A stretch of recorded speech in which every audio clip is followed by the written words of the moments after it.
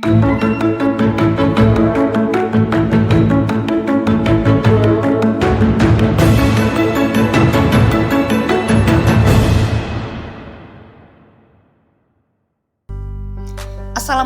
warahmatullahi wabarakatuh. Salam dan bahagia Bapak Ibu guru hebat di seluruh Indonesia.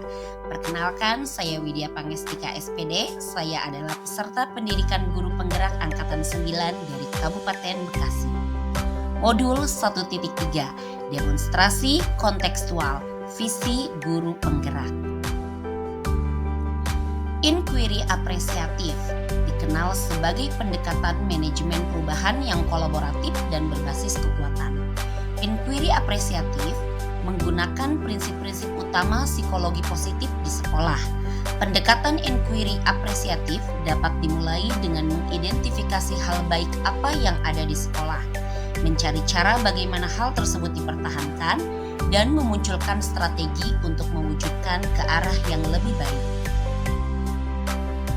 Tahapan Bagja dalam inquiry apresiatif. Yang pertama, buat pertanyaan. Berisi tentang pertanyaan-pertanyaan untuk menentukan arah perubahan. A. Ambil pelajaran. Berisi kumpulan pengalaman positif yang telah dicapai dan mengambil pelajaran dari hal positif tersebut. G. Gali mimpi. Berisi narasi tentang kondisi ideal yang diharapkan dan dimimpikan terjadi di lingkungan pembelajaran. J. Jabarkan rencana. Berisi rumusan rencana tindakan tentang hal-hal penting yang harus dilakukan untuk mewujudkan visi yang dirumuskan. A. Atur eksekusi. Berisi langkah-langkah yang diambil demi mewujudkan visi yang telah dirumuskan. Visi. Mewujudkan peserta didik yang inovatif, kreatif, berprestasi, dan berakhlakul karimah. Prakarsa perubahan. Meningkatkan motivasi belajar siswa melalui penggunaan teknologi pembelajaran.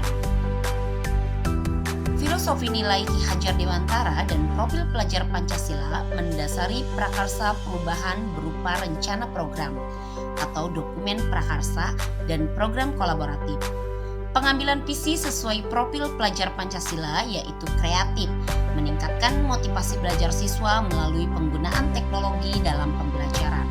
Kita ingat bahwa profil pelajar Pancasila adalah beriman, bertakwa kepada Tuhan Yang Maha Esa dan berakhlak mulia, berkebinekaan global, bergotong royong, kreatif, bernalar kritis, dan mandiri.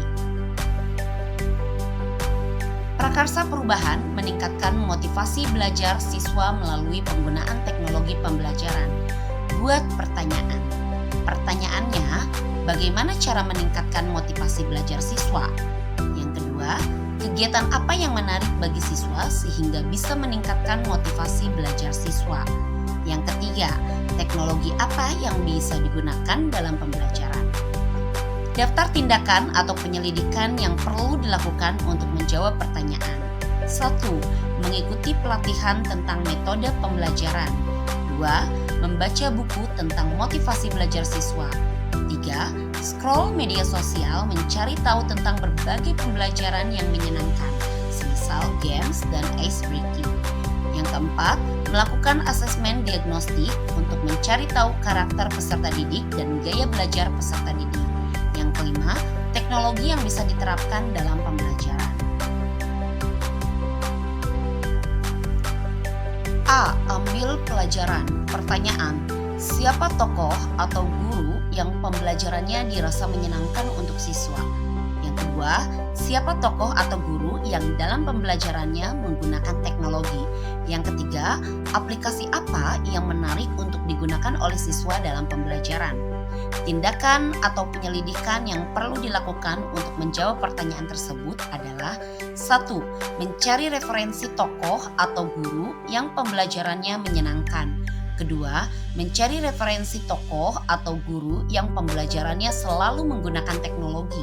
Yang ketiga, mencari informasi dan pengetahuan tentang aplikasi apa saja yang digunakan dalam pembelajaran. Tahapan yang ketiga, gali mimpi. Pertanyaan, apakah peserta didik lebih termotivasi dalam pembelajaran setelah menggunakan teknologi pembelajaran? 1. mengaitkan metode pembelajaran yang menyenangkan dengan penggunaan teknologi dalam pembelajaran. 2. Membuat lembar pengamatan motivasi belajar siswa. Tahap yang keempat, jabarkan rencana. Pertanyaan, langkah-langkah apa yang harus dilakukan untuk membuat siswa termotivasi dalam belajar? 2. Bagaimana menggunakan teknologi dalam pembelajaran? Tindakan atau penyelidikan yang perlu dilakukan untuk menjawab pertanyaan tersebut adalah 1. Menggunakan variasi metode pembelajaran. 2. Membuat perangkat pembelajaran semenarik mungkin seperti LKPD yang menarik dan memanfaatkan teknologi. Ketiga, pemberian reward kepada siswa yang sudah berpartisipasi aktif dalam pembelajaran.